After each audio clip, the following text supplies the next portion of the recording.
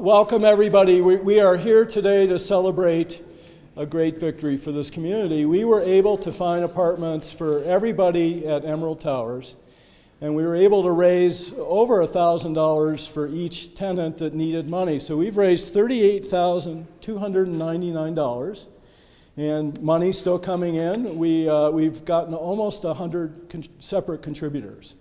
The community stepped up in a huge way, and there's organizations here that have put hours and hours into this. And number one is the Coalition for Compassion and Action. Bluebird Outreach was on the ground with Silver Key and with Greshio Housing and the Apartment Association, Department of Human Services. They set aside over 40 apartments for the 21 tenants who needed to find them, and we were able to get matches for all but a couple, and we're still working. We think that we can get those matches as well. People had special needs. They had the disability that maybe they needed an elevator, but we did a great thing as a community. It's not only West Side cares, but Colorado Springs cares. And people stepped up, and they really did something that was special. The hope is that we can use this to build on other issues like this as they come up, and maybe put together this group on a semi-permanent basis to be there to help with this bridge funding and the gaps that people have when they're asked to leave apartments. We think the community is really willing to give to this kind of an effort, and we need it. The affordable housing crisis is here. This is the tip of the iceberg, especially when it comes to seniors. We don't have enough for senior living. We are supposed to be 35,000 units short over the next decade. So we need to band together and continue to do this as a community. But I just wanted to thank all of our community partners here. What a great effort. These are people that came 2 days after this was on the news. And we've met, and they've spent hours and hours with residents. And so we need to give ourselves a big round of applause for what we've done.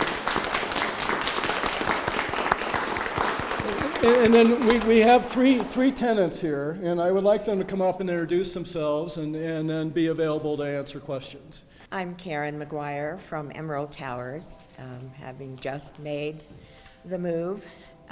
I do thank the community, because without them, this would not have been possible this way. I'd probably be living with one of my children. They certainly have supported me. But I do thank the community. Yeah. Thank you. Good. Thank you.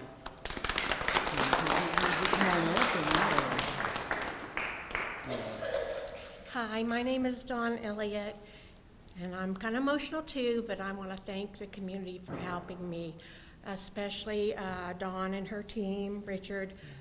If it wasn't for them, I'd be homeless. So we have a good team there, and there's a lot of people still left there that need help, a lot of people. So a lady's lived there, I think, 40 years and has no family or anything. So there's still people who need help. And the housing is really awful for seniors. It's so expensive, and the deposits are expensive. And if they would not have helped me, basically in 3 days I would be homeless. Can you spell your name for us? DAWNELLIOTT. Thank you. And then, come on. Hi, I'm Carol Hames. I've been a resident at Emerald Towers for 5 years, and I've paid $700 a month. And the notice we got on our doors was brutal. Evictions at 4 p.m., November 8th. Yeah. Thanks to everybody for help in all the areas that you've stepped up to the plate. Thank you. We had 21 residents who needed to find apartments, and then we had 36 that needed financial help in one way or another. That's where we came up with the 36,000. But there's probably 2 left that we're working on getting the right apartments for. We think we're going to be able to succeed with that. But everything changes. Sometimes people think they want an apartment. When they look at it, they find out it doesn't fit their needs. So both City Council and the County Commissioners, and Stan, you may want to come up and you can talk a little bit about what you're doing. They've just approved tiny homes. We're talking about looking at everything that we do that is an impediment to affordable housing being built. So we're looking at zoning, we're looking at code changes, we're looking at utility hookups, we're looking at donations of land to see what we can do as a city to incent the private marketplace. The city isn't going to be in the affordable housing business, but we can certainly incent it. And Stan, I don't know if you'd like to, chime in here, but the county's doing the same thing. Yes, thank you, Richard. I appreciate it. First of all, I'd like to applaud the efforts of the community, the City Council, and the Department of Human Services for El Paso County in collaborating together to make our community a better place and to deal with some of these challenges. And I know that Councilman Scorman has mentioned this already, but we have an intention on working more closely together in collaboration and in partnership to deal with this issue, which is going to happen again. We're going to have more of this kind of upward pricing pressure in our apartments and our townhomes, where people that live on limited incomes are going to be challenged by that. There's an enormous number of resources that the county can offer for these things, and that's in the Department of Human Services. We have 350 caseworkers in that department, and a lot of different kinds of services that can, depending on eligibility, include financial support. But there are also a lot of other activities that are in there, and I would encourage the press to do some research. Go on our website and take a look at what those things have. And we are ready and able and willing to support the community with those services, working in concert with the city and the community. And I think I'd also like to especially emphasize the community, the team that's behind us here. These are different nonprofits and concerned citizens. And I'll end my short comments is there is only one way to solve a community problem, and that's the community working together to do it. I believe that's what we're demonstrating here. We're demonstrating leadership from both the community, the city, and the county in providing that leadership to help us solve these problems. And I appreciate Councilman Scorman giving me an opportunity to speak. Thank you. Yeah, no, happy to. And Tom, you want to say anything, or are you okay? Just one quick thing, Stan. We mentioned utilities, and we're all connected. Sort of our mantra.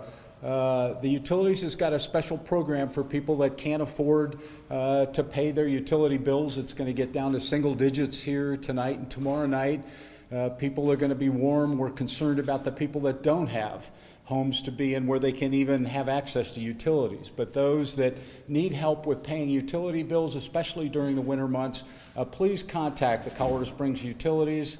You can find them online and see what kind of assistance you can get from a program we have, which the community contributes to. And we have more money this year than we've had.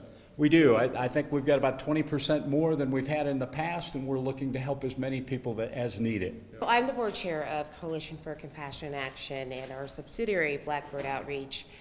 We were directly involved in this. This is such an important issue. I can't thank the community enough for coming out and really pulling together and showing the rest of the state of Colorado what we can do when we pull together as a community.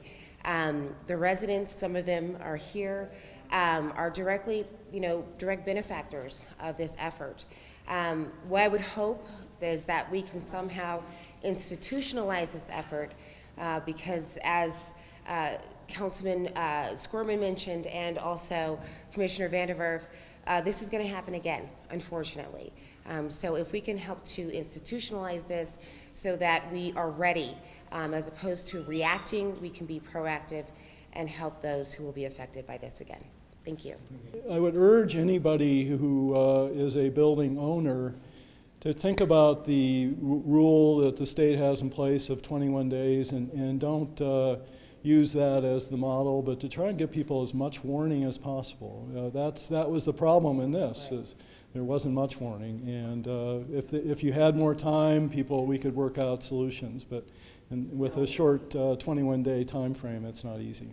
And if I might also just to add a little bit, thank you. I appreciate Councilman Scorman's comment earlier with regard to what the county has done recently regarding tiny homes. So the 5 commissioners voted unanimously to permit the use of tiny homes to include permanent placement of tiny homes under certain conditions within county jurisdiction.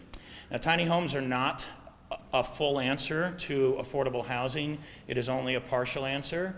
And some tiny homes, depending on the condition, are not necessarily inexpensive homes. They are conducive to other kinds of requirements where people just simply want to downsize, but it will address part of the problem. And I'm interested in mentioning and reemphasizing that was a unanimous vote of the Board of County Commissioners to support that in county jurisdiction. And I think it is well recognized we have a low-income housing problem.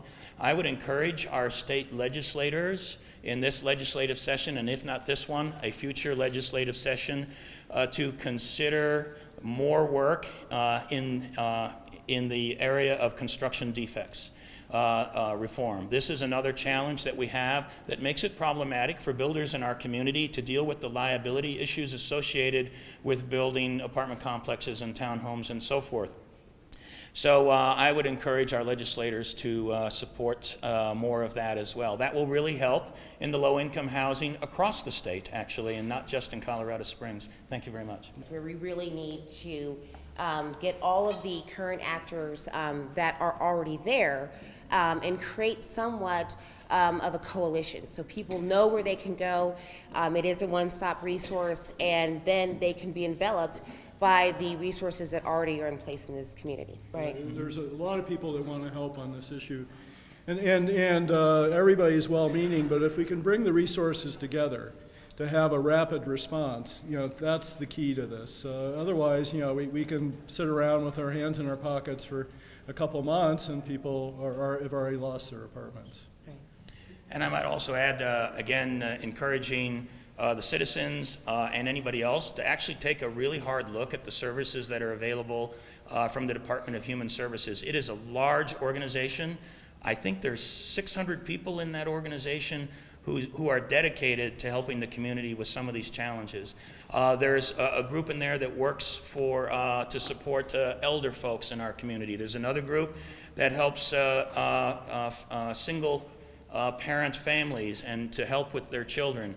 There is a child alternative placement team that deals with foster homes and these other kinds of things. There's several people that work in there that help people get back up on their feet. There's a lot of resources, and there's a lot of numbers. You can go to the website and look at those numbers to go specifically to what you're interested in. But the general information line for El Paso County Department of Human Services is 719-636-0000. So you can start there.